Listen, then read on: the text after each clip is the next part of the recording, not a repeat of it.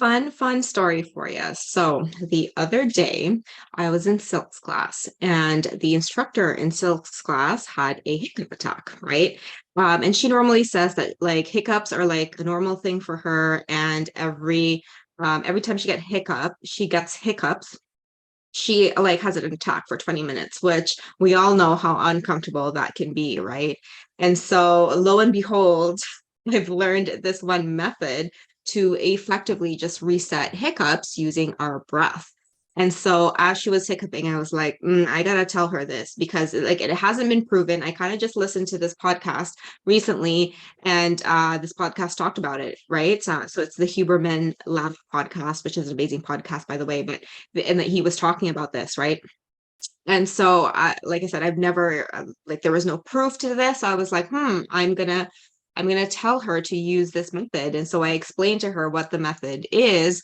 Told her like, hey, I just learned this. Do you want to try this very effective thing for hiccups? Because she tried to chug the water. It still didn't work, right? So like I gave her this breathwork technique to reset her hiccups, and lo and behold, it was like magic. Like it was God. Like it was, oh, what's happening? Whoops. So it was gone. Like it was gone like magic. We were all surprised. And the hiccups never came back after she did the breath work. So it's super duper fun, right? And this really got me thinking as to subconscious work, right? So of course, hiccups are controlled by our nervous system, our subconscious mind, right? And so when we hiccup, there's just a like kind of like a spasming of the phrenic nerve, which innervates our diaphragm, and so that causes the hiccups.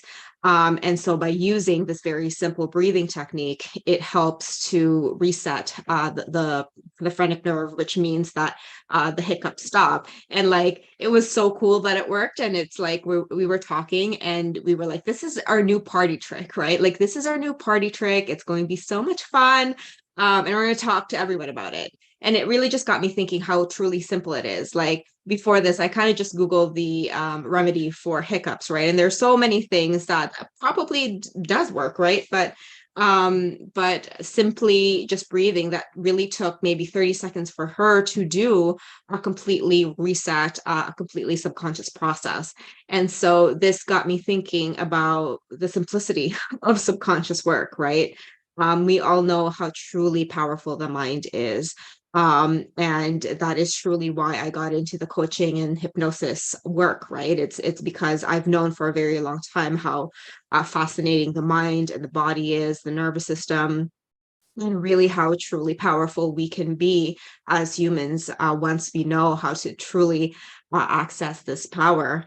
And so, I've been through the ringer with all of the subconscious rewiring techniques. I've really gone into extensive training with regards to getting my hypnotherapy certificate and being a practitioner of hypnosis. And throughout that process, it actually wasn't that simple. It was intuitive for me because of my background, but the process wasn't overly simple, and which got me thinking into really finding a very simple process. Because the logic is, if we truly know how powerful the mind is, how come there are so many techniques that we use? And I was at the part of my journey when with the technique that I was using, it was supposed to be an advanced form of hypnosis. When I was doing it, and I was using it, it felt incomplete. Like there was just something missing, like it was powerful. Yes, like I'm not going to say that it's not truly grateful to have had that opportunity. But at the same time, it wasn't as simple. It took way too long. I prepared too much. The results were great, but then I found a very much more simple modality that not only is easier, but creates better results. So I learned this. And of course, I'm talking about advanced conversational hypnosis, right? And really, I've just been toying in my brain about simplicity and how can we make things more simple for us as humans? Because I don't know about you, but I like to make things more complicated than they are. Like I just make problems up myself. That's a human thing, right? Over analyzing, overdoing, when sometimes the best thing we can do is just take a step back and allow simplicity to take over and just go back to the basics, because the basics are effective, right? And when we know the principles, right, then it becomes you become powerful, because when we work with principles, with first principles, then it means that we can do anything. It's kind of like baking a cake, right?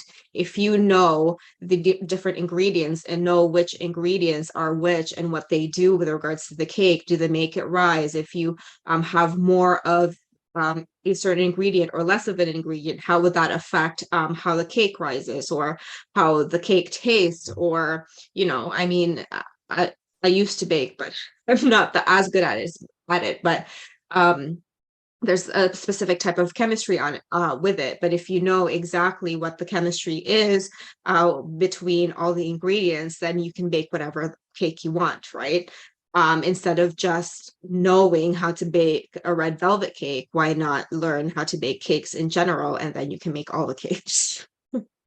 That sounds so good right now. But going back to simplicity, I'm currently doing the training as a student of Masters of Conversational Hypnosis with my mentor, and it really goes to show how really simple it can be, and how going back to the basics and being a human being that person who truly listens to a client is so crucial, and has a lot of a much bigger effect with regards to facilitating their transformation.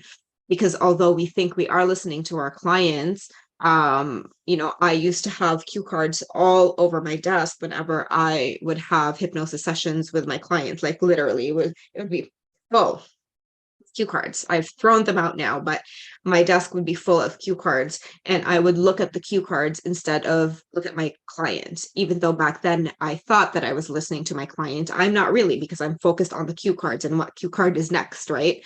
Not really truly focusing on the person in front of me and conversing in that way. And so really, this video is really just me thinking out loud about how powerful simple things can be, kind of like just that 30-second reset of the phrenic nerve to completely stop hiccups that could have gone for 20 minutes for my silks instructor.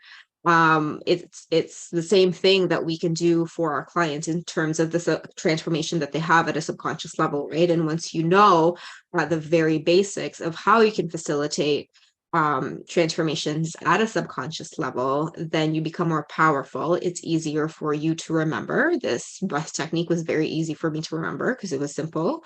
And because it is simple, it is much easier for us to remember it. It's much easier for us to apply it, which means that it's easier to get better at that skill. So for us as hypnotists, it's a lot more easier. It's a lot more effortless. The skill set improvement is much faster and compounding because it is simple. There's less moving parts.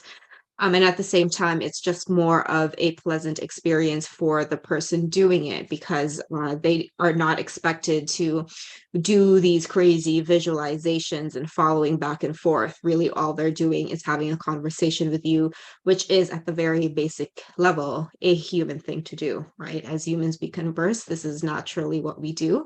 And so really going back to that is so much powerful. Being in this training myself, I've had a lot of just like inner aha moments, and it's so just amazing and fulfilling to see how simple it can be and how easily it can be taught and adapted by anyone really who is just willing to do so. So those are my Saturday thoughts.